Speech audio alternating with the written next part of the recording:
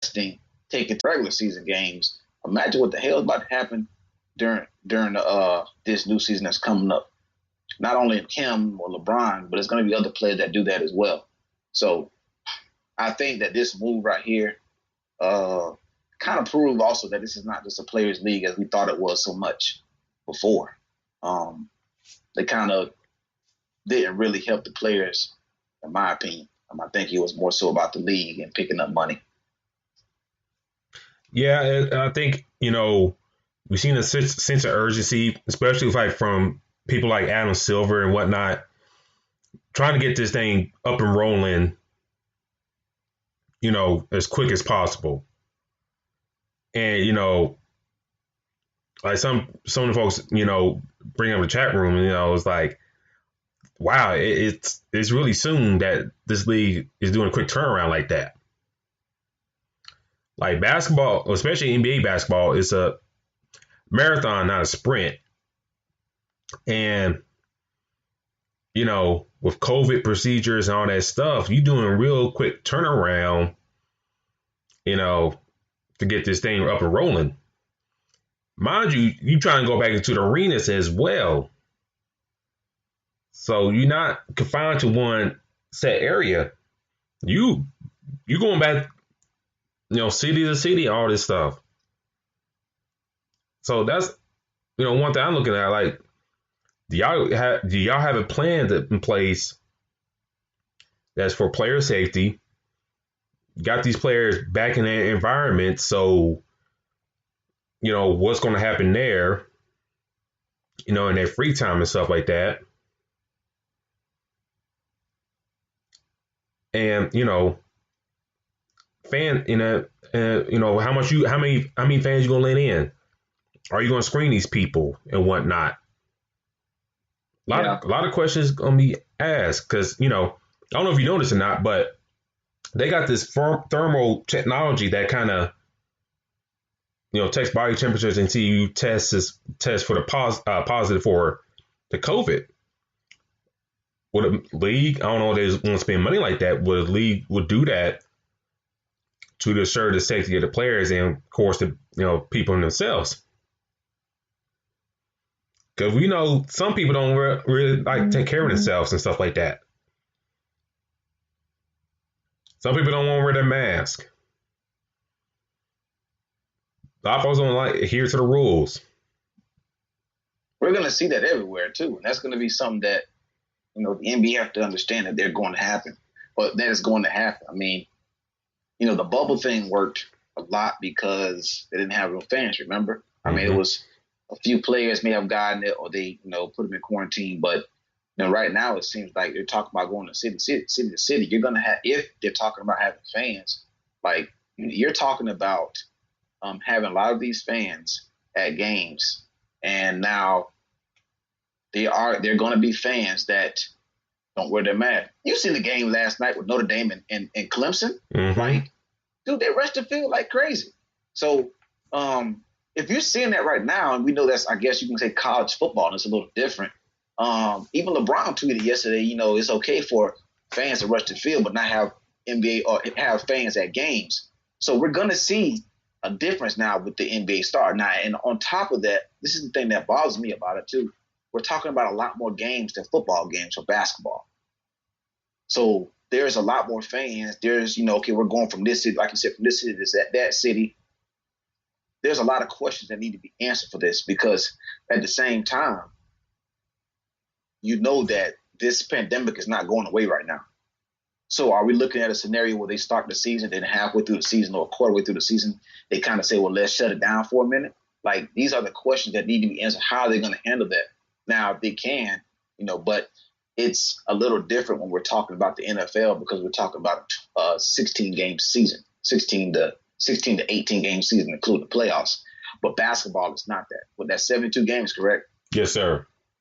Yeah, 72 games, and that's not even including the playoffs.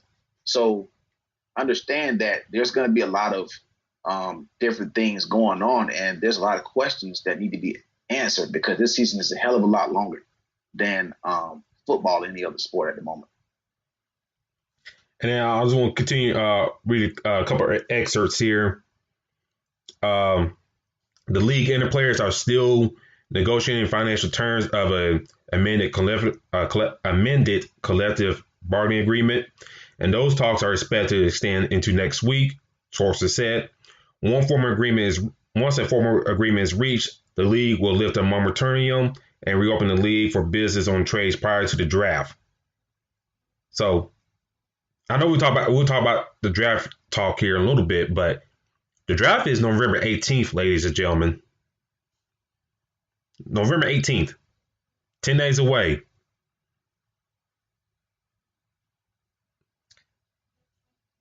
It's going to be wild to see what's going to have transpired before the draft, during the draft, and little days afterwards.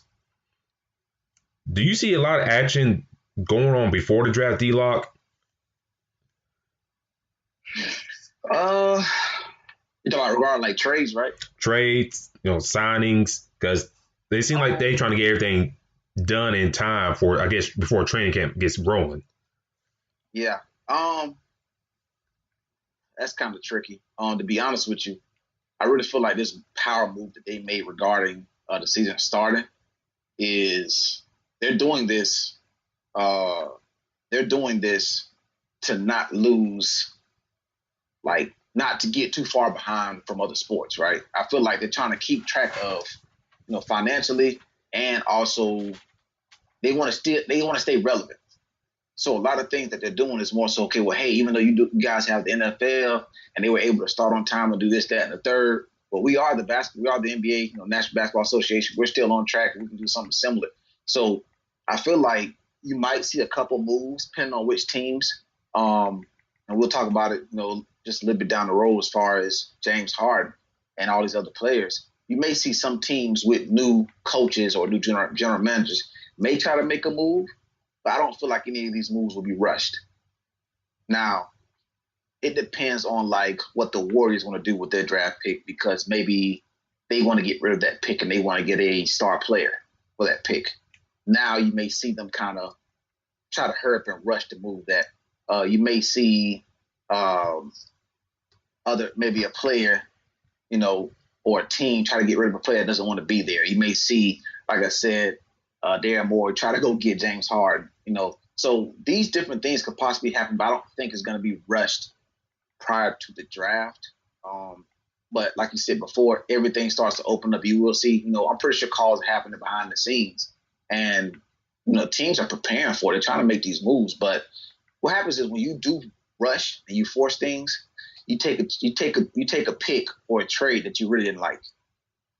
So I don't think many teams can afford that. Now, free agency is going to be very interesting because the Lakers, just seeing what they did, we have to see what happens with all their free agents. Rondo, the Clippers want to get Rondo. What are the Lakers going to do with that? Avery Bradley, all these other guys, Danny Green. Some of these tough decisions that have to be made, I think we see those kind of be made, pretty fast, and then move from there. But it depends on how much of a priority some of these things are as well. You don't force a move unless it's something at the top of your list. I agree with you. It seems like they're going to rush these guys. Like we're going to see some hasty moves here. Because, in the summertime, when things are normal, you got at least a little breathing room to do things and stuff like that, kind of configure and stuff like that. But I think everybody's, I guess the league schedule routine, like you brought up, out of whack right now.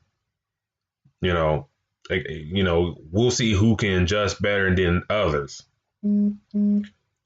And to kind of finish up this other excerpt, the league believes that a December 22nd start that includes Christmas Day games on television allows for a 72-game schedule that finished before the Summer Olympics in July. Now, some of y'all don't know, the Olympics got pushed back a year in Tokyo. Before the Summer Olympics in July is worth between $500 million and $1 billion in short and long-term revenues to the league and the players.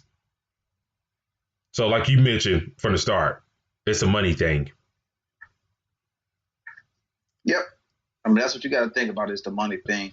Also, like you said about the Olympics, don't forget about that as well. The thing about all of this going on is something has to take a back seat at one point. Like right now, and like I said, we kind of seen this when we were talking about them going to the bubble, the Breonna Taylor scenario, the different Black Lives Matters situations, how the NBA was kind of treating it earlier. And we kind of was saying, well, you know what? This doesn't look too much like a players' league as we thought. So now, if you just look at some of the history of what they've done so far with this pandemic, it's revealed so much to us in different sports and different areas. It's not so much of a players' league as we thought it was. Now, it's a great league. We love it. But now you're kind of seeing what they're saying. You're seeing how much more important money and the relevance of the league is. I definitely agree with you. And, you brought up the Olympics. The Olympics, especially the NBA wise, it brings more,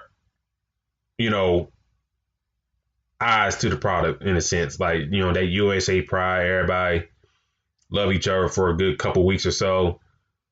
And then that goes away. But, it gets eyes on some of these guys as well.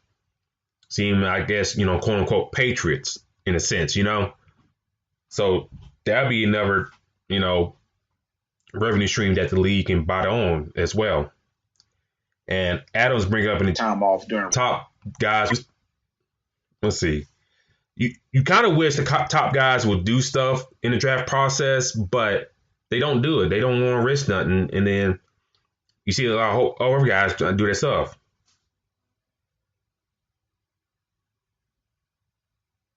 I mean, that's how I view the draft combine. What's your thoughts on that?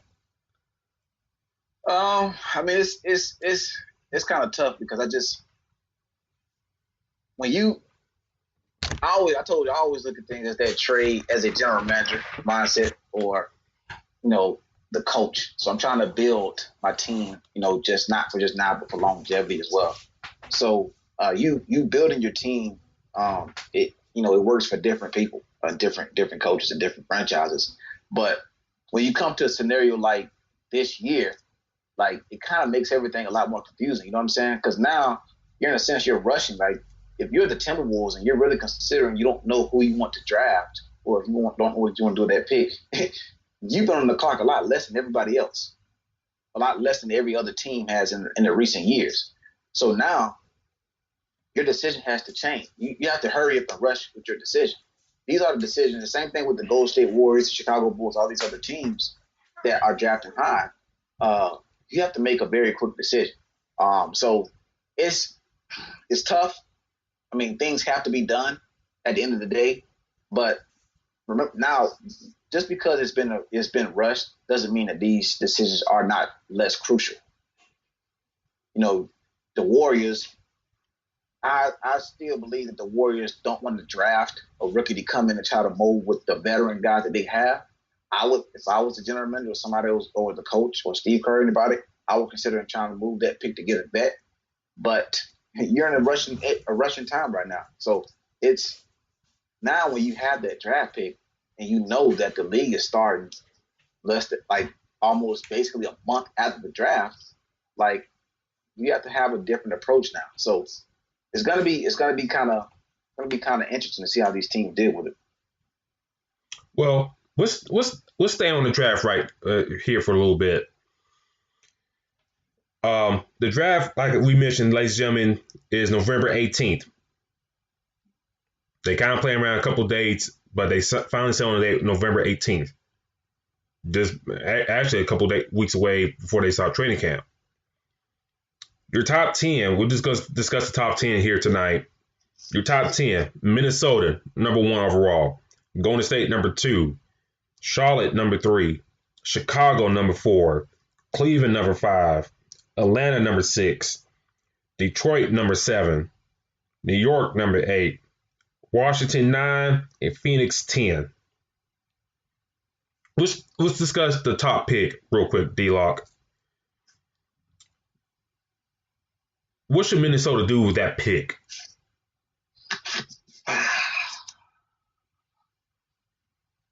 Okay. I'm keeping D'Lo and I'm keeping the Karl Anthony Towns. Um, they have a couple other key players on that team. I'm probably drafting LaMelo. Mm. The reason Interesting. why is because, yeah, the reason why is because you're trying to build. You have a couple of young players there. Karl-Anthony Towns is arguably one of the best players in the league, best big man in the league. I'm probably gonna draft so I can get shooters around him. So most of the time, I have to make sure that I have I have the roster that I want around him, and I think that LaMelo could be one of the next great players in the league.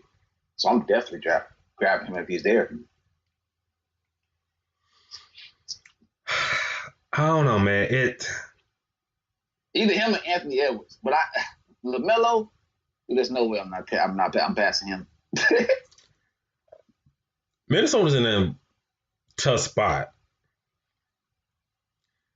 Like you mentioned, you got two guys that's been in the league for a little while now, in Towns and Russell, guys that were drafted 1 and 2 in the same draft. So, they seem real tight. They wanted to play together, this last year, well, until they got, D-Law got traded, but Minnesota stuck up the joint again. Towns didn't play too much. D-Lo got there, but they didn't play as much, and they shut him down. They said they want to move the pick for a veteran, but I don't know who they want to grab.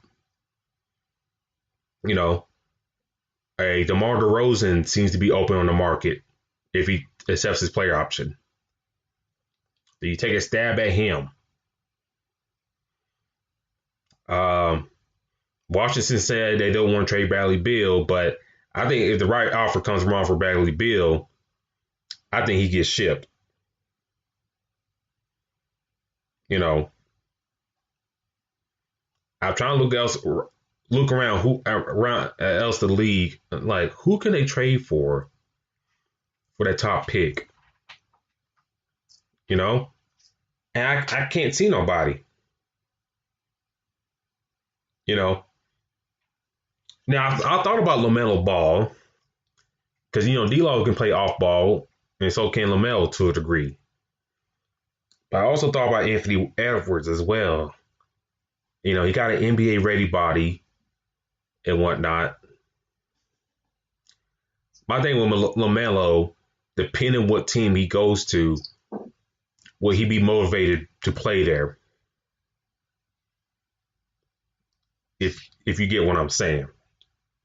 Yeah. His dad gonna be in his ear too. Well, we kind of see with the Ball brothers, they kind of trying to forge their own path to a degree. LaMelo being the baby of the family, will he do that? I don't know. There's also like the Knicks having interest in him because they need people to sell tickets. For Minnesota, I got them going Anthony Edwards. Now, like I said, they could choose LaMelo Ball, but I think they go Anthony Edwards. James Wiseman, I really don't consider, especially the way the league is going right now in terms of big men. So you really can't. I'm not saying you can't play those two together, but it'd be real difficult. So I'll go Anthony Edwards in that first slot for me. Yeah, it's hard to pass up. But the other top pick, Golden State, they've been rumored since they got this second pick D-Log that they might move this pick for whoever. Do they keep the pick or do they draft a youngster for the future? I'm moving that pick, if you're asking me. What do you for future? I understand the future, but dude, you got the Splash Brothers right now. right now you probably can get you another big man just to grab anything off the glass. What else? I I don't see anybody at that. I don't see anybody at that second pick that will just come in and make a huge impact that fast, especially with what they're working with. So for me, I'm moving that pick, and I'm pretty sure there's teams up there that would consider it because of what they need. Uh, it's a couple teams out there that you can reach out to, that's going to reach out to you for that second pick. Also, depending on who goes first, like you still got a lot of players that's going to be available at that second pick. So it's pretty tough for me to, if I was a coach or general manager, to draft something or someone there, knowing that I already have a team that would have made the playoffs easily last year had they not been hurt last year. I mean, we're talking about a team that was just on the dynasty run just a couple of years ago with Draymond, Clay, and Steph. So, and that's even without Kevin Durant. So it's I just wouldn't be able to do it, man. I'm not saying we'll get a vet like Tyson Chandler or anybody, DeAndre Jordan, but at least go get you somebody that can make a difference, quickly and kind of can just, gel with what you have, maybe in that between 20, 22, about 27, 28 range, around the age, or 29, around the age of Steph Curry and them guys. Well, if they keep the pick, I'll go two scenarios here. If they keep the pick, I say, you don't want to be like what the Rockets did, go completely small. Like we see in the playoffs, you got to at least have a big man in the middle. And if they keep the pick, I see them going the James Wiseman route. A guy that's still young, a guy's young, and you're not trying to rush him to be like the next, face of your franchise. You already got your other stars for that. So in hindsight, I know some of these NBA teams, trying to do the short term or whatnot, but if you're the Warriors, you had Kevin Durant in the fold for the past, before that, for the past couple years. And you know how deadly your team was. If you're not getting that type of caliber player, if you're not getting that type of caliber player in the fold, if you're the Warriors, if you're not getting that type of caliber player in the fold, like a Kevin Durant, I know there's the wet dream of getting Giannis, but it seems like you got to come off a lot of people. And if you're trying to hold on to Steph and Clay, that's going to be a tough thing to do. I highly doubt, if you offer the second overall pick, Andrew Wiggins, maybe another first round pick a couple years down the road, and maybe Draymond Green.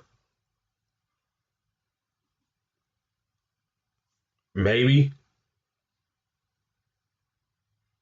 But I don't think you can swing the train for Giannis. Bradley Beal, if you want to go that route, maybe. Potentially, yeah, you could. But if you're not getting somebody on the caliber like a KD, like you had, or just like a shade below, don't bother doing it. Yeah. I mean, like just think. Do you really see yourself grabbing a player in the draft to gel with the guy that you have right now in Golden State? I can do that. I got confidence in my coaching staff and front office to gel to get that player acclimated. Just enough. Acclimated. In my system just enough. Right. I could. Yeah, I can do that. You should expect a team like the Warriors with this current front office and all that stuff and what they built to do that. You should expect that. One of the things D-Lock that I think we discussed on the show before. One of the things that always kind of bugged me about the Lakers and when they turned the century, those early 2000 Lakers and stuff like that, not returning their draft picks, not getting great investment in them. Maybe besides like a Devin George or a Mark Madsen, you didn't really do nothing with your first round picks. You got rid of them for whatever reason. You didn't see value. Granted, yes, you were picking late, but still, you won't try and find the right role player to kind of grow with your squad. And that always kind of like bugged me, and it kind of like bit them in the rear end towards the end that Shaq and Kobe run. But if you're like a Golden State, you got to look to the history and stuff like time of contending teams. Okay, we're in a rare opportunity to get a potential very good player in the league. Right.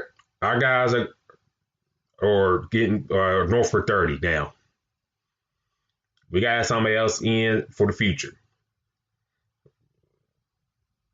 I know, this coming season, we'll be right back up in the top of the West standings. So we got to strike on the right player. And I think, I think James Wiseman would be that perfect person for them and what the system they play in. So I think you need a big man, go to James Wiseman route. Go to James, yeah. I can't blame you for that. Like I said, I don't see it as a bad move. It just, I do know with rookies or younger players, or hell, anybody you bring in from a different team, you're going to have to get them acclimated there.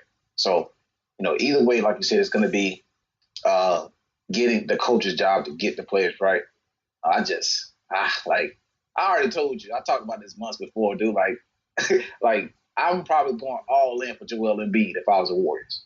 That's just me. I don't think he's going anywhere now for sure, but I definitely, looking at a scenario where possibly Philly, let's have a new coach and a new general manager. I would make that call just to see what is happening, or see if they do call looking for another pick. So that, like I said, maybe nobody is thinking about that. That's probably like a dart throw, something that would shock the whole NBA season headed into the shorter season.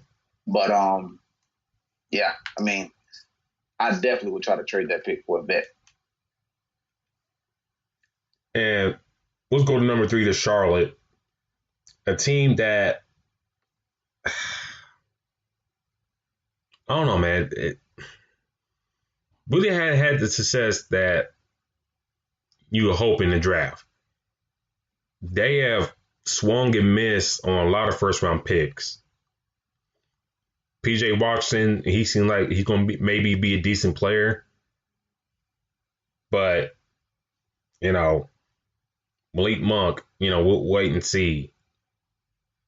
Swing and miss on Michael Kidd-Gilchrist, who couldn't find a jump shot to save his life. Nope. I was just like, if you're Charlotte, which way are you going? And you got to hit. And you got to hit on the right. You got to hit on this pick for the betterment of your future. You can't continue being in the lottery and swinging and missing.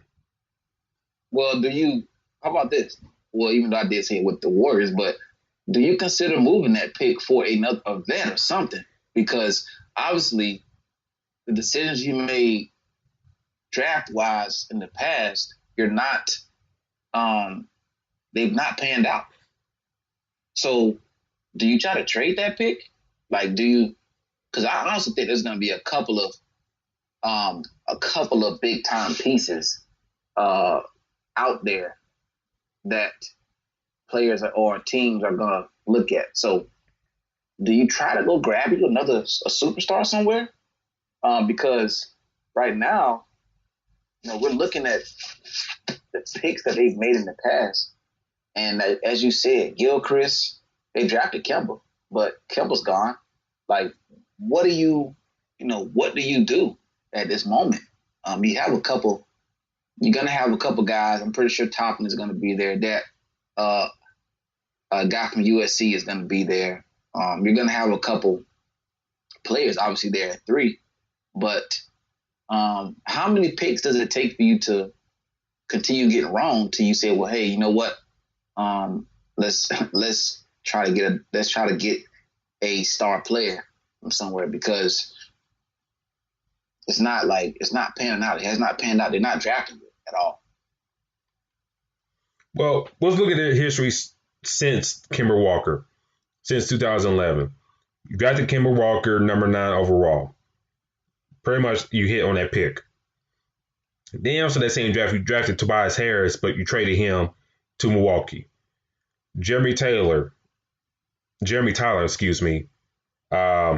kid that was in high school and should have went to college, but eventually he didn't last in the league for nothing. Then the next year, you had possibly the worst year ever in terms of NBA history. You drafted Michael Kidd-Gilchrist after, you suck so bad, you get number 2. Then you draft Taylor in the second round. But, he caught the domestic charge and he was done in the league. Cody Zeller next year. Noah Vonleh. Shabazz Napier, but you traded him to Miami. The year after that, 2015, Frank Kaminsky from Wisconsin. The year after that, Malachi Richardson out of Syracuse. Drafted him. You traded him to Sacramento. Next year after that, Malik Monk. Frank Jackson, you traded him to New Orleans. Right. Shai Gilgeous-Alexander, 2018, but you traded him to the Clippers. And if you kept him around, that's a piece right there. Yep. Like that. Monk is pretty solid. I think he's a good role player. You got Shabazz, who's a decent role player. You got Shai Gilgeous, who he could have easily been like one of the best players. Didn't he just go to the All-Star game last year, or am I reaching for that? Yeah, not yet. Well, he didn't make it, but I think he'll make it here soon. Yeah, so you're looking at like a couple pieces here that you have, but this is the scenario where they are drafting these pieces and they're getting a little impatient. So what are you going to do with this pick? Are you drafting a player and say, okay, well, you need to be good now, or we're going to get rid of you? And that's what they've been doing. Or they don't like what how they mold with the team or whatever. Like, you just said a couple of pieces right there that you can build around. Frank Kaminsky is in Phoenix, right? Yes. So Frank Kaminsky isn't a star player, but he can play a good, we're talking about the Suns right now, who doesn't have that many star players to look at them. They won an 8-game winning streak in the bubble. So you get your roster, corrected. There are things that you can do with your team, but you're quitting. You're giving up on your players, quickly. And come on, man, you got SJ sitting in your back pocket. Like, some stuff. This is the reason why I said with this team, it's kind of like they're looking for somebody that's already a star already. So do you try to make that move? Like, what is the move? I actually seen that recent documentary that Michael Jordan did. He was talking about, him recruiting, him trying to get the right players in Charlotte. And he was talking about how they had a franchise there, ended up leaving, and now it's kind of like they have to start over. But they were starting over for a while.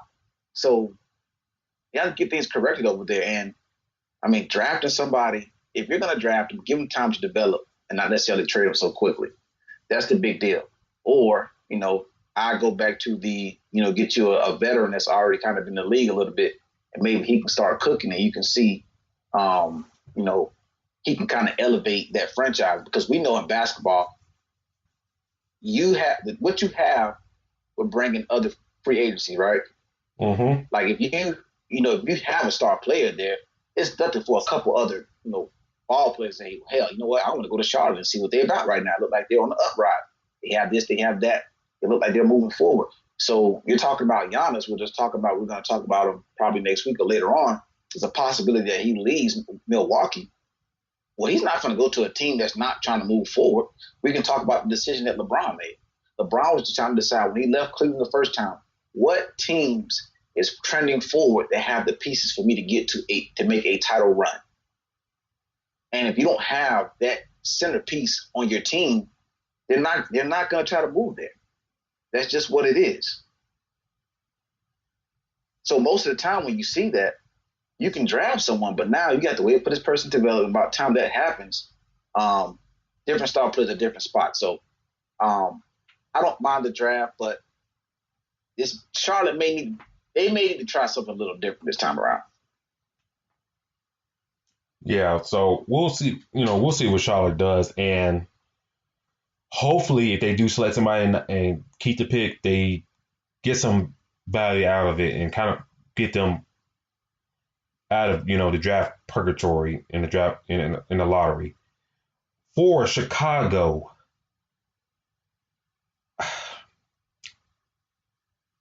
is it like Chicago got the pieces that just need to mature? They're in the best spot of all to me. And I think this is where you go with your first foreign pick in the draft, potentially, maybe. Denny Avdija from Israel, a guy that's 6'9", 6'10", kind of the mold of Danilo Gallinari, Darryl Saric, but kind of, more athletic than them. I can see him there. Maybe LaMelo Ball if he falls down for a little bit. Which route do you see Chicago going? Because they got some guys that can play when they're healthy, but a lot of guys, you seen really haven't made a leap yet. So which route do you think Chicago goes? Well, the thing about Chicago, they have a lot of guards. Like, they have a lot of guards. So having the guard is the least, the lowest thing I think they're gonna. I think they're gonna. They actually, to be honest, like I said, they're in a very good position. They have a lot of pieces because they have a bunch of forwards as well. They have Felicio is over there, even though he's not like an all-star, but I do think that he can be an uprising player. I have to double check to see, but Zach LaVine is going to be like, he's uprising as well. Ever since he, balled out in the slam dunk competition, he's been doing this thing. I mean, right now you can look at them possibly looking at Obi Toppin. That could be a piece, but you still got Markin over there. Obviously, Kobe White. Daniel Gafford is the sleeper person that I like on this team. I think he can change a lot on this team. He's very athletic for him to be their center. So obviously Otto Porter is there. Billy Donovan is the coach over there now. They have a lot of pieces. Now I wouldn't be surprised if this team did try to make a move to trade back because they have a good group of guys already. But with Chris Dunn and a couple other guys, I really feel like they could go with another forward. That is the position that I think they need the most. They're filled with guards, so they're good there. Kobe White needs to be the starting point guard for them next year, along with Zach LaVine at the 2. Otto Porter is going to be Otto Porter at the 3. They were Gafford and Marketing, so they have a solid roster. But if you add other forward in there, then they can really make some shape. And the thing is, what Billy Donovan did with the Thunder last year, expect for him to do as much or even more with the Bulls on the East. So, the East is not as strong as the West. So for him to do that much damage as he did in the East in the West last year, I expect him to do a lot more with this Bulls team. But I do see them probably getting Obi. Getting a forward would be the smart move for me. Yeah, like I said, I think they go forward as well. Depending, if they move the pick, it has to be like for like legit player. It can't be like for a bunch of picks and stuff like that. You need another veteran to mix with the young guys. So I think Chicago, if they keep the pick, I think they go forward. Like I said, the kid from France is one option. Not France, but Israel is one option. Isaac Okoro from Auburn, maybe as well. So a couple options there. 5, Cleveland. They got the 2 point guards. Well, I think Sex is more of a 2 guard, but they got 2 guards in the back. Kevin Love's still there. Andre Drummond's still in the fold. Seems like perfect fit for a 3-man. Don't you agree? Or you see somebody else in their eyes?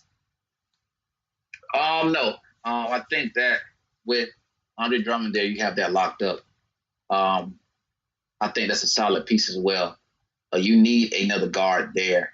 Cleveland looks like they need another star there as well. But you do have that with Kevin Love and Andre Drummond. I think they're going to be the focal points of that team. There's a couple guys I think that you can probably grab. Probably Patrick Williams out of Florida State. I think he'll be pretty solid. Also, another person I do like is Isaac Okoro. I think he can be pretty good. And then obviously the kid from Villanova. So you have some pieces there that could make a difference. But it just seems like they went all in when they got LeBron. So now they're kind of trying to build up, but they have to figure out what they're going to do with Drummond. Him and Kevin Love. Once they figure that out, I think they can decide how they're going to move forward for years to come. I think, times we watched Cleveland this year, I think scoring has been an issue in that front court. I know Kevin Love had missed some games and stuff, but that 3-man spot seems like a glaring hole. I know they tried out Cedi Osman, and I know they drafted Kevin Porter from last year. But it won't hurt to have somebody else in that wing as well. Killian Hayes, kid for France, that could be an option that way. The kid for Auburn, Isaac Okoro. Another name that ain't getting discussed too much, Tyrese Halliburton for Iowa State. That's another name. Now, granted, yes, he's a guard, but, could Sexton be better suited off the bench as a 6-man? Yeah, it seems like it's. Did he disappoint you this year? This past year, I didn't like how he played this year, to be honest. Scoring wise, I think he's okay. And that's how he was at Alabama and stuff like that. I just kind of wish the scoring was, not scoring, but the playmaking ability was there. I think, from high school and then to his freshman season at Alabama, he was so dependent to teams that were so dependent on him to score. I think his other skills didn't really kind of mature. And you kind of figure, went to Alabama with Avery Johnson, you figure those point guard, intellect would kind of transfer to him, but it didn't really. Yeah. It didn't really because, if you didn't have him there, the offense is kind of stagnant. Yeah. So, like I said, if he's more of a 2 guard to me, he sort of remind me a lot of Salim Stoudemire in a sense. Now, granted, I think Salim Stoudemire is a better shooter than him. And anybody remember about Salim Stoudemire, he could score, but that's really about it. But for Cleveland, I think you got to figure out what you're going to do with those guards. Okay, are we going to keep them guys? Kick one to the bench. Yeah. Probably bring somebody else in. Got 2 of them. As a bigger guard in that back court. 7, Detroit. Detroit's going to rebuild. Who knows what they do with Blake Griffin? You know, which route do you see them going? Taking the best pick possible, or best player possible, or that's you're in a position. Go ahead. But that's how I see Detroit taking the best player possible, depending on how the draft board shakes out. Yeah, you're in a position now where you're honestly, if they already put that money in and got Blake Griffin, so it's hard to just ship him on his way. You're probably going best. You're going best player available. You already rebuilding, but if you are rebuilding, I would try to get one of those players in the top 5. But as we see in every draft, something's going to shake up, and there's going to be players that fall. So I honestly think that Detroit may be in a position where they see a stud player just fall to them. Now, if we do see one of these stud players fall to them, there's no question they should grab him. Now, I think Derrick Rose is playing pretty good right now. So Blake Griffin is going to be himself. So, but I'm not a believer in making a trade for somebody or signing somebody and then just like shipping them on their way out of town that quick. So, or for me, you do look at the best player there, but even if you're in the rebuilding, get you somebody that can change your franchise right now. Yeah, and we've seen it in the past few drafts that, you can get your potential superstar player in the middle of the draft. We've seen him in San Antonio with the draft day trade with Kawhi Leonard. We've seen him with the Bucks drafting Giannis. Now, those two guys are examples, but, if you can just kind of wait how the board plays out and see how things shake out, you can get your guy in the middle of the first round. Well, hell, look like Toronto a few years ago, getting past all Siakam. Now he's an all-star, and you got him late in the draft. Chicago, Jimmy Butler, late in the draft. So, you can find your guy, it just depends, how they mature and whatnot, but you can find your superstar player in the middle of the draft. So you can. If I'm Detroit, I'd let the draft board play out to me, make sure I have like at least 2 or 3, like 5 guys that I want, and then if those guys are gone, then take the best player I want. Number 8, the Knicks. Do they trade up? Gosh. Do they stay at home? No, you trade up. You trade up. Listen, I'm tired of Michael Rappaport. Who else? All these other Knicks fans keep talking about, they're cursed and all this other stuff. You had the unicorn over there. He was hurt, and now looking at it in Dallas. He's hurt from time to time, but he looks like a hell of a great player, as expected. Trade up and get you a big time player, please. If I'm in that organization, that is what I'm doing. I'm calling top 5 of those. I'm calling the Warriors like, look, what do you want from us to get that second pick? You have to go up there and get you somebody that's going to change that franchise. The Knicks have not done anything since Patrick Ewing and Jordan and Starks. Is it Jordan Starks? I can't even think of his first name. John Starks. Yeah, Stark. Yes, John Starks. Right. I was about to say Jordan Stark. John Starks. You have to get somebody that is going to change that franchise. Kevin Durant said he didn't want to go there. You had a chance, I think, at LeBron years back. That didn't go down.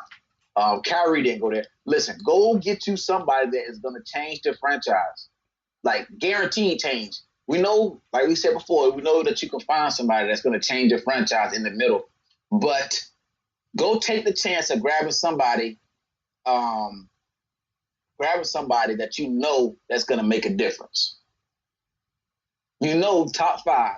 that a person in that draft or in that top 5 is going to make a difference. So go get that, because what they have been doing have not been working. You have to do something different. The Knicks have not done anything. Madison Square Garden has been completely just a disappointment in years. Come on now, we have to in order for this team to be back to being noticeable about a couple things, they have to make some kind of drastic change. And I think with all these star players up here, you have LaMelo, who looks very attractive to them right now, I would think. You got Wiseman, you got a couple other guys. Anthony Edwards would be a hell of a pick over there as well. Go trade up and get one of these guys. Take the risk and go for I will agree with you for them to build to the draft and build it up organically, but seeing off the Knicks, they still in that desperation mode to get that hot free agent. And like you mentioned, like LeBron, KD, Kyrie. Hell, you can't even sell Kemba to come back home. You kind of whiffed on these guys for the past few years, and now since you didn't really want to build for the draft and go that route, got to figure out something. And the Knicks' issues are way deeper than what they are. But, there's rumors of them possibly trading for Chris Paul. They seem intrigued about that. Why? I don't know. If you're going to go a point guard route, there's a Kyra Lewis out there, Alabama. You mentioned the kid from Florida State. His name escapes me right now. Williams. Yes. Or I was thinking about Devin Vassell. Okay, yeah. You got him. What about him? You mentioned about going to State and see what they want. You got to come off, if you're going to do that route, you got to come off Mitch Robinson. And I know the Knicks love him. Yeah. But my thing is, though, if you like Mitch Robinson that much, why do you sign those other big men and take minutes away from him like that?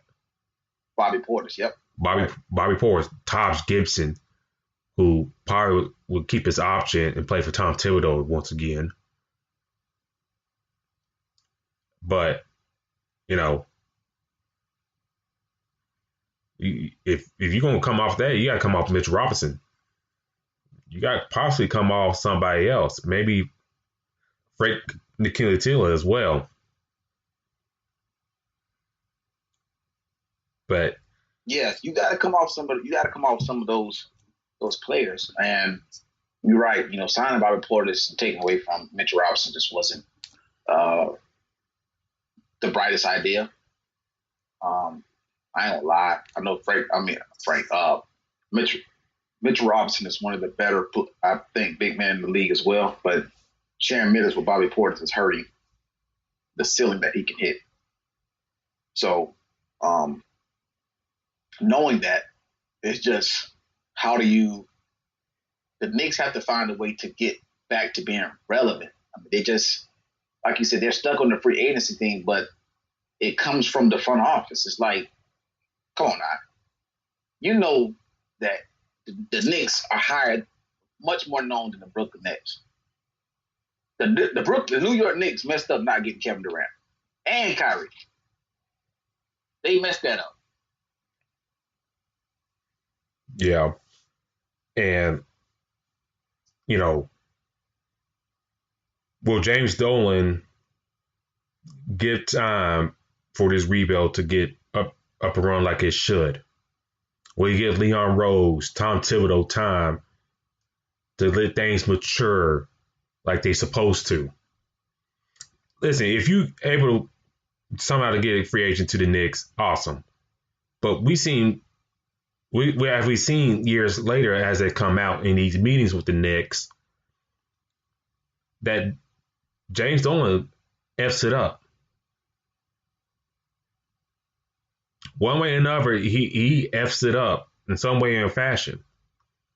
So to the point that, Katie and Kyrie didn't really want to meet with them. That's how bad his rep is. And we brought up Chris Paul. That's the only way you're gonna get guys under contract. So if like you mentioned, the Knicks, if you want your star player, go out and get him. But make sure it's the right guy that can turn over your franchise within a couple of years. Real quick, Hawks, Suns. We see which route the Hawks go. Best player available because they got a lot of forwards. Clint Capella's in the fold. The center, yeah. They got Clint Capella. Kevin Hurt at shooting guard. I just think it best player available. My eyes. I ain't gonna lie. I'm probably traded. The reason why is because Trae Young is gonna dip soon. If you don't start winning, he's gonna leave. We know that he's signed with Clutch Sports. So I'm not making any speculations, but I do see him wearing purple and gold if they don't start winning. So if I'm Atlanta, I'm trying to get somebody to do something now. I'm gonna say, Cap, you if they keep the pick, take the best player available. If not, maybe trade that pick and one of your forwards and Cam Reddish or DeAndre Hunter and see if we can get in the open market. Maybe throw in Kevin Huerter if somebody sweeten the pot for you, and see we go from there. Like a Victor Oladipo, Bradley Beal potentially, DeMar DeRozan. That's some names just to throw out there. And lastly, number 10, the Phoenix Suns. D-Lock, I think for the Suns, you need a scorer at point guard to a degree.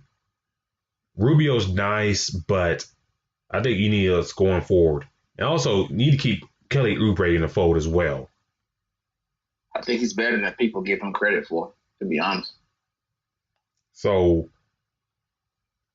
DeAndre Ayton, he missed those games in the beginning of the year, but once he came back, we eventually the player he can be. I think if you get like a young point guard in there, that'd be awesome. Kyra Lewis comes to mind to me. If you want to go forward route and kind of, has that athleticism in that front court, but also spaced out as well. Obi Toppin, if he falls down there, down that route, maybe him. Like you mentioned, the kid, the Patrick Williams kid from Florida State. He's another option. So, which route you see, the Suns going real quick? They have a nice squad, man. I honestly probably would pair them with another forward. I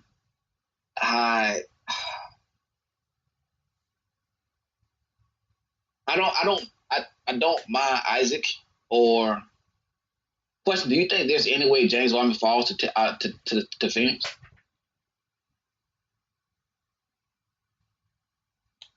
Now, who was that again? Who's going to fall to Phoenix potentially? Maybe. You think James Wiseman falls to 10?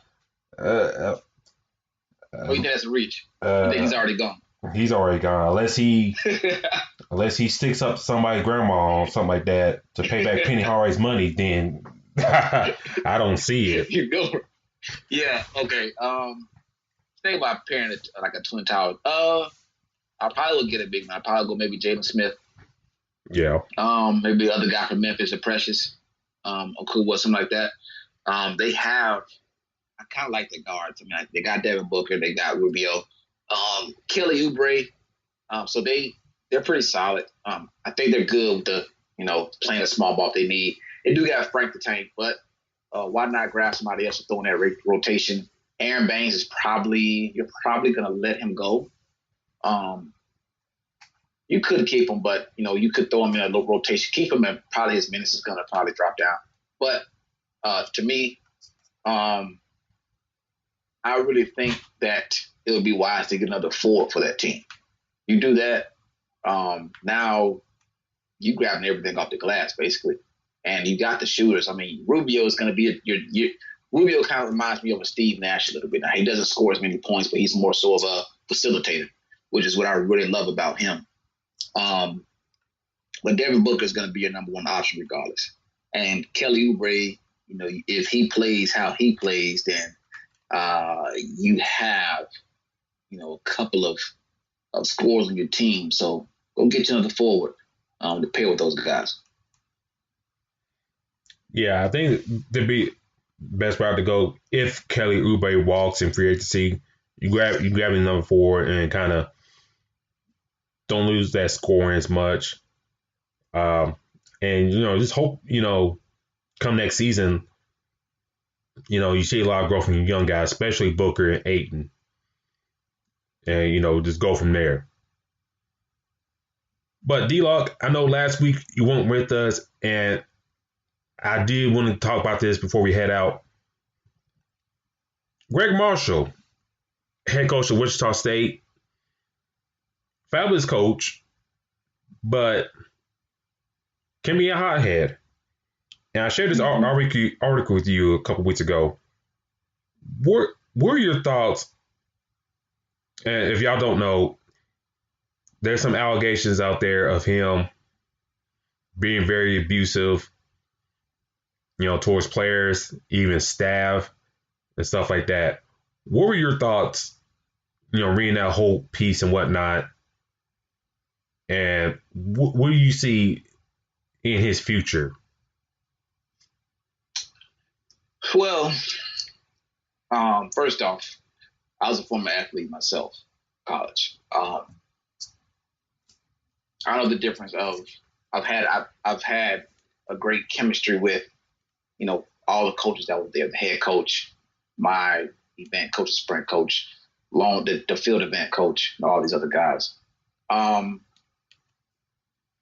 tell you the number one thing: abusive is not acceptable. Being very abusive, anything to that nature, that is not acceptable at all, regardless of how many games we've won, how many games we've lost.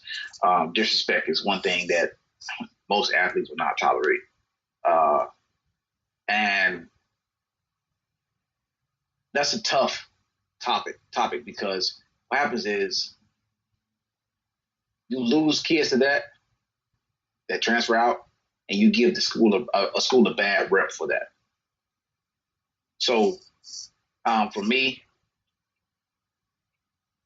we're not talking about kids that have parents. Well, we're not talking about players that are not adults, right? Mm-hmm. We're talking about grown, adults right now in this scenario. So these abusive allegations, different things could turn into bigger altercations if you run into the right athletes, if you know what I mean. So he needs to go. Simple.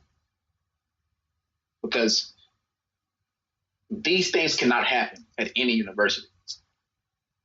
You're rallying up a lot of athletes, players that can do or can be very pissed off about this, that can basically deplete the whole program. Nobody's going to play for you if they know that you're very abusive and word is getting around about, the things that you're doing to different athletes, how you're talking to them, how you're speaking to them, how you're acting around them. I've been part of a group that recruits for different teams. I was at Florida State and helped recruit the next guys to come in. All I did was say great things about the coaches that I dealt with. And that's because that's how they treated me. But imagine having to deal with a coach that you don't like, and you have a guy or you got a recruit coming in and he's asking you questions because this is what they ask. They talk to you about, what do you think about the program? The parents are there. What do you think about the program? How's the coaches? Some athletes are going to tell you everything straight up. This guy's an asshole. He's very abusive. So at the end of the day, he got to go, man. it's going to hurt Wichita too much to keep him. I do agree with you that he has to go, but I don't know if you know this or anybody that's listening out here. The boosters love Gregg Marshall at Wichita State. And if anybody don't know anything about the boosters at Wichita State, they're backed by big people, the Koch people. And they got a lot of money. And from what I've read on him in the past and stuff, D-Log, he and his wife, they act like, their stuff don't stink around Wichita. And I remember I was listening to Bomani Jones out of ESPN about not too long ago. And he talked about Gregg Marshall. And Bomani at the time was working in North Carolina. Around that same time, Gregg Marshall was the coach of Winthrop. And if y'all go look at his record at Winthrop, very impressive. Very above 500. But he never got another good gig elsewhere. And you would think a guy being there that long, having that record there at like a smaller conference, he would got a call from one of these bigger schools to try and turn their program around. Would you think? Like, look at his record at Winthrop. From 1998 to 2007, he went 194 to 83. A 700 percentage win record. 104-24 in conference. Will you be like dialing up and say, hey, come work on with our program, get that back up to snuff? Yeah, I mean, I agree that is something that you have to look at, but it's just at what cost? Because it's tough. I mean, because at the same time he's winning, but gosh, I don't know. That's a tough thing, man. Because the whole abusive thing is it can cause a lot of problems for a long time. So he's in a situation where he's a very good coach. We can see that. But how, for one, you have to do more investigation on the whole abusive thing. How big of a deal is it? Maybe it could be a little bit overhyped. Maybe we don't know. We have, like I said, that's what they're investigating, trying to figure out. But do you accept that and say, well, we're going to win? Like, that's a tough thing. And like I said, as an athlete, I could be the most successful guy under my coach, but, if it takes for me to be talked about any kind of way, called all these different type of names and abused in all these different kind of ways, I don't know if that,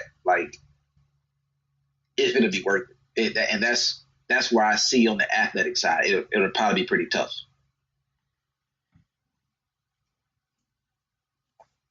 I remember about a few years ago, he was in the running for the Alabama job.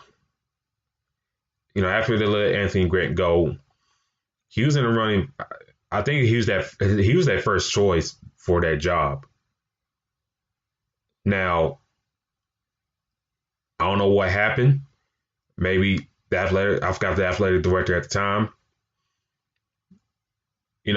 With digging around and maybe kind of backed out. I was like, ooh, I don't want him. And went with Avery Johnson.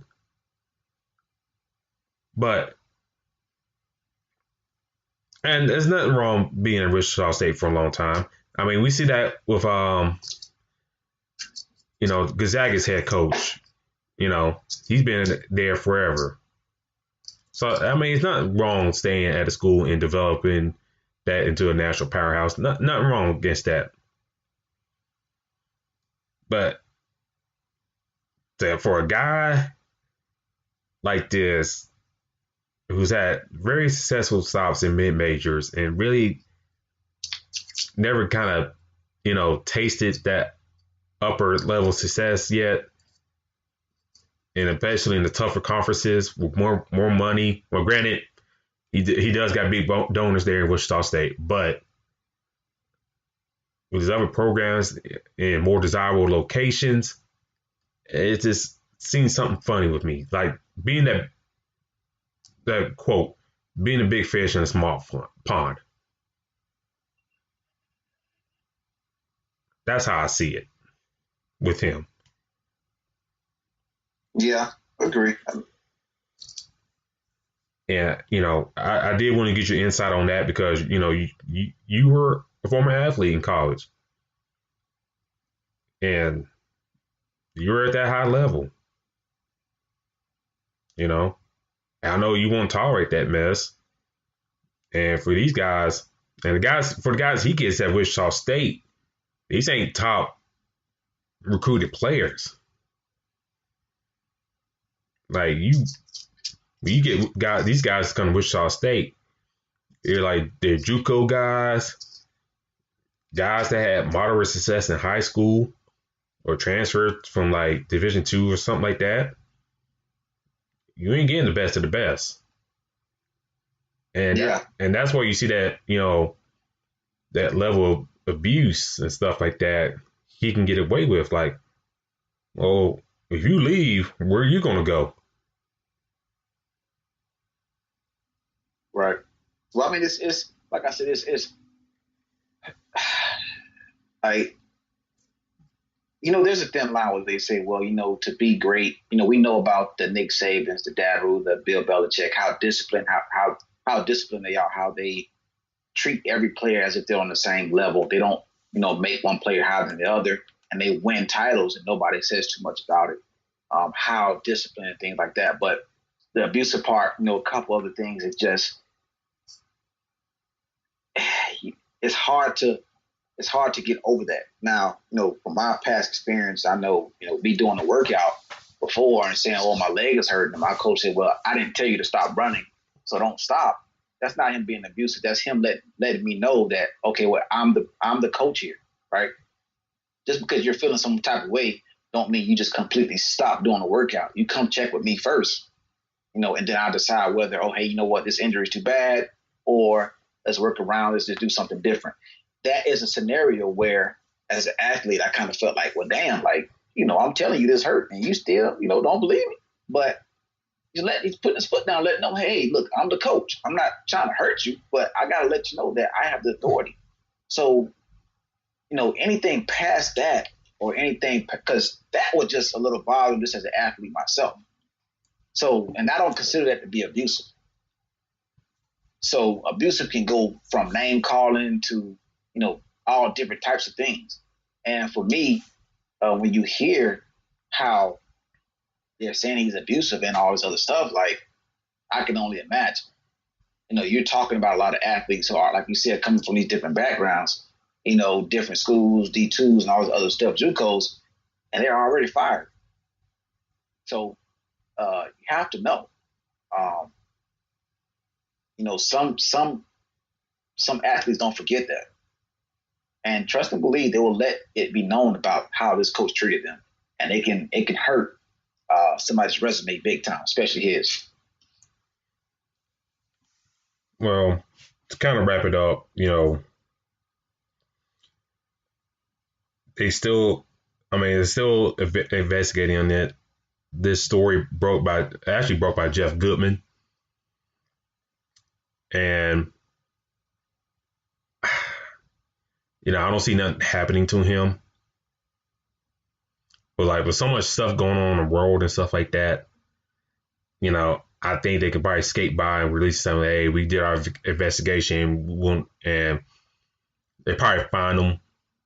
But I don't see him getting fired.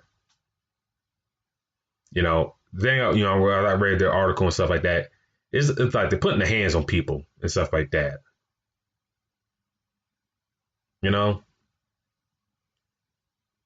And it sucks that these people can't retaliate and kind of put him in his place in fear of losing their position. Yeah, I mean, like I said, the physical part is just a totally different level. Um, that those are things that you're willing to lose your scholarship over. Like you're a normal man is not putting his hands on you. That's a normal man. So I don't care if you are the athletic director of the school. You're still not putting your hands on. You know what I'm saying? So that's what I'm saying about the abusive part is I can be the national champ, but if there's some kind of abusive things going on, I would never forget that with the coach. So it's a lot of stuff, man. I mean, and that's nothing that can't be swept under the rug, to be honest with No, it cannot. And my dad he told me this before, in his past in the military and getting out, talking about stories about boot camp. You got these drill instructors in your face and stuff like that. And, they're trying to check your psyche mentally and all that stuff. And, a few times, some of these guys, in his words, go straight on him. You boot camp stuff like that, you're supposed to conform and listen to these things, go do what they say, everything by the book to the T. But at times, he has said in the, talk about in the past, some of these guys go straight on you, on these drill instructors. But as we see in college sports, that don't happen too much. Because these guys can influence their careers in different ways. They can mess up your transfer elsewhere, not play you, take away your scholarship and stuff like that, your meal ticket, all that type of stuff. So a lot of things these guys can do, in my eyes. I'll let you have the last word. Yeah, I mean, I like I said, I get it. I just feel like as a former athlete, it's tying a lot of you. One of the best friendships I've ever had. I talk to him now. I went to two different schools, right? I went to University of Tennessee for 2 years, and I went to Florida State. I've met some really cool friends at both schools. My athletes, the guys that I ran with, some of the teachers, professors, some of the guys I worked with in the administration as far as making sure I was getting my grades right and all that stuff. But I also had a very good friendship with the coaches. Norbert Elliott, who was my coach at Tennessee, he's actually head coach at Purdue right now. And Coach Ken Harden right now, who's actually giving me workouts, prepping me for Olympics coming up. Those are my friends. Like, those are literally my friends. I don't talk to them just to get workouts or just to talk about track. Those are literally my friends. These are the guys that, I can sit and just talk about personal things with.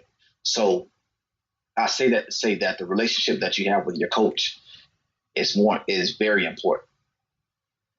These are people that you're probably going to remember for the rest of your life. You're probably going to connect with. They're probably going to help you get different jobs and vice versa. These are the people that are going to help you grow into the person that you are after college is over. So, and that's why I say like that coaching role is so important. But he's doing disservice to those athletes. In a sense, to me, he's kind of studying their growth by being abusive because you're changing what a person could be. Your job as a coach, and this, as a coach, is to help the younger kids grow to be better people as well, not just to be great athletes.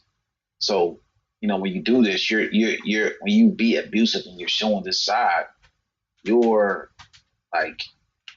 hurting how they can see the world moving forward. And being abusive is not the right way. So, like I said, for me, I was lucky enough to have, some of these great coaches. Hell, we even seen Kobe White, inviting his former basketball coach to games, right? going to basketball games just to watch. Like, this is stuff that happens all the time with these former coaches and former athletes when they see their former coaches and they have these different games. Mm-hmm. So that tells you how important that friendship is and what it means to players. So for this guy to be the exact opposite and abuse some of his athletes, that hurts a lot of athletes big time. And we'll leave it on that note, ladies and gentlemen. So we're still waiting what happens with the investigation with Gregg Marshall. And if any news break during the week, we'll discuss it along with our other subjects. I know next week we can continue to talk about the NBA draft as it slowly approaches here real quickly, and also more NBA news and whatnot. So a lot of things to tune into next week. But this has been our show, ladies and gentlemen. Thank you for tuning in with us tonight. If you're not following us on Twitter at FastBreakISE, please do. That's FastBreakISE. You'll see our profile picture with both our names on it. Give us a follow and you get any updates on the show. Also, please do follow IE Sports Radio on all social media platforms, where it's Twitter, Facebook, Instagram, wherever else social media is available. Please do follow. Also, check out the website to check out our other shows on the network. We cover everything from basketball to soccer to football, racing, you name it. Boxing, MMA. Hopefully, the pro wrestling show gets up and rolling here soon. I would love to hear that. Got you covered here at IE Sports Radio. D-Lock, how can people find you on social media? You guys can definitely find me at Black-813. Black, the word dash, 813. Twitter and Instagram. I will be on there checking out, posting different kind of things regarding sports, track, basketball, football, any kind of sports you want to talk about. So just follow me there, man. You'll find out, I definitely respond to everything. I quote tweets, retweet, all that other good stuff. Favorite them, everything. So any responses, anything y'all find out, any news, let me and Davidson know on social media, and we'll let you guys know. We'll talk about it the very following week. Let them know where they can find you, man. You can follow me on Twitter at Spawn4288. Also, you can follow my other podcast, The Crooks Process. You can follow me on Instagram and Facebook. My latest episode I did drop was talk about the election a little bit. Yes, I know, a lightning rod right now. So I did talk about that for a hot second. So do look out for that. And until next week, ladies and gentlemen, thank you for tuning in. We'll see y'all next Sunday. We out. Peace.